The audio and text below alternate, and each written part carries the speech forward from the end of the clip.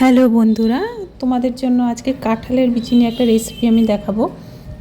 তো সবার প্রথমে কাঁঠালের বিচিগুলোকে আমরা ছাড়িয়ে রোদের মধ্যে ভালো করে শুকিয়ে নিয়েছি। এরপর কাঁঠালের বিচিগুলোকে আমরা ভালোভাবে একটা গরম জলের মধ্যে গরম করে নিতে হবে। একটা পাত্রের মধ্যে আমরা জল নিয়ে নিচ্ছি, তার মধ্যে কাঁঠালের বিচিগুলোকে এভাবে আমরা দিয়ে দিব আর একটু সামান্য পরিমাণ লবণ অ্যাড করব। এরপরে ঢাকা রেখে 5 থেকে 10 মিনিট যতক্ষণ না সেদ্ধ হয় ততক্ষণ আমরা জলটাকে ফুটাবো। তো তোমরা দেখতেই পাচ্ছ যে আমার কাঁঠালের বিচিগুলো সিদ্ধ হয়ে গেছে। যদি সিদ্ধ না হয়ে থাকে তাহলে আপনারা আরও 2-3 মিনিট আর একটু ফুটিয়ে নেবেন। তো আমারটা সিদ্ধ হয়ে গেছে। এরপর আমি এভাবে খোসাগুলো ছাড়িয়ে নেব। খোসাগুলো সুন্দরভাবে পরিষ্কার করে ছাড়ানোর পরে আমরা সবগুলো খোসা আমরা এইভাবে ছাড়িয়ে নেব। আমাদের খোসাগুলো ছাড়ানো হয়ে গেছে। এভাবে ছাড়িয়ে নেওয়ার পর একটা মিক্সার গ্রাইন্ডারের মধ্যে এগুলোকে রেখে তার মধ্যে আমরা কিছু নারকেল অ্যাড করব। নারকেলটা কিন্তু অবশ্যই অ্যাড করবেন, তাহলে কিন্তু এর টেস্ট আরও বেশি বেড়ে যাবে। আমাদের পেস্ট হয়ে গেছে, এটাকে আমরা আলাদাভাবে এখন সরিয়ে রাখব। ভিডিওটি ভালো লেগে থাকলে অবশ্যই লাইক, কমেন্ট, শেয়ার করবেন আর চ্যানেলটিকে সাবস্ক্রাইব করে দিবেন। আপনারা একটা ভিডিওর মধ্যেই 3টা রেসিপি দেখতে পারেন, তো সেই জন্য ভিডিওটিকে সাবস্ক্রাইব করে রাখবেন যাতে পরের ভিডিওগুলো আপনাদের কাছে যখন আমি ছাড়বো তখন ওই ভিডিওগুলো যাতে আপনারা সঙ্গে সঙ্গে দেখতে পারেন। তো একটা ফ্রাইং প্যানের মধ্যে তেল গরম করে নিয়েছি, তার মধ্যে একটু রসুন, শুকনো লঙ্কা, পেঁয়াজ দিয়ে দিতে হবে আর তার সাথে একটু কাঁচা লঙ্কা। আমরা এইভাবে একটু লাল করে ভেজে নিব।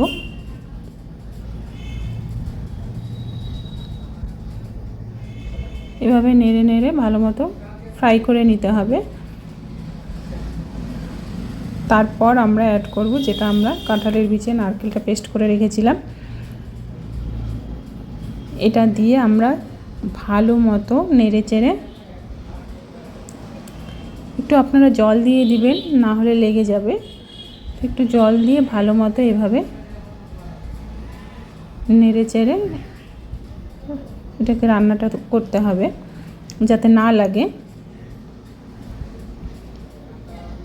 তো আমাদের এটা হয়ে গেছে, আমার রান্নাটা কমপ্লিট হয়ে গেছে। ভালো মতো নেড়ে চেড়ে এটাকে আমরা একটা আলাদা পাত্রের মধ্যে তুলে রাখবো। একটু কাঁচা সর্ষের তেল ছড়িয়ে দেবেন আর একটু লেবুর রস। খেতে কিন্তু অসাধারণ লাগে। তো যারা যারা জানতেন না তারা এই রেসিপিটা অবশ্যই ট্রাই করবেন।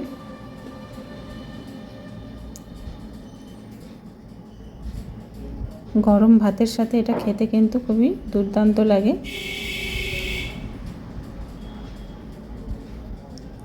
আমাদের এটা হয়ে গেছে। এভাবে আমরা একটা আলাদা পাত্রের মধ্যে এটাকে তুলে রাখব। ভিডিওটা কেমন লাগলো অবশ্যই আমাকে কমেন্ট করে জানাবেন।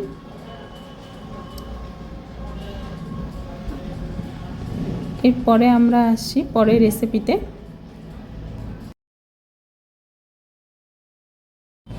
আপনারা বেগুনের ভর্তা খেয়েছেন, কিন্তু এবার ডিমের ভর্তা। তো ডিমের ভর্তা টমেটো, পেঁয়াজ, শুকনো লঙ্কাগুলো ভালো মতো ভেজে নিতে হবে।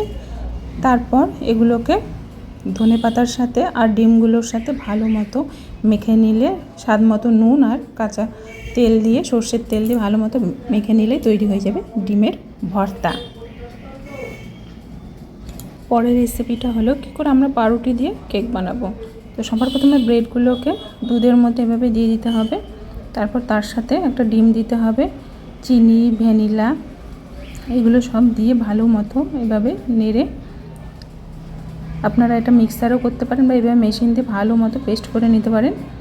তো এভাবে হয়ে গেলে তার সাথে চিনি আর একটু পানি দিয়ে একটু ফুটিয়ে নিয়ে তার উপর সেই পেস্টটাকে দিয়ে দিতে হবে।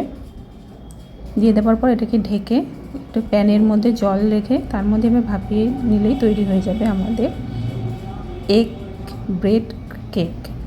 তো ভিডিওটি ভালো লাগলে অবশ্যই লাইক, কমেন্ট, শেয়ার করবেন। টাটা।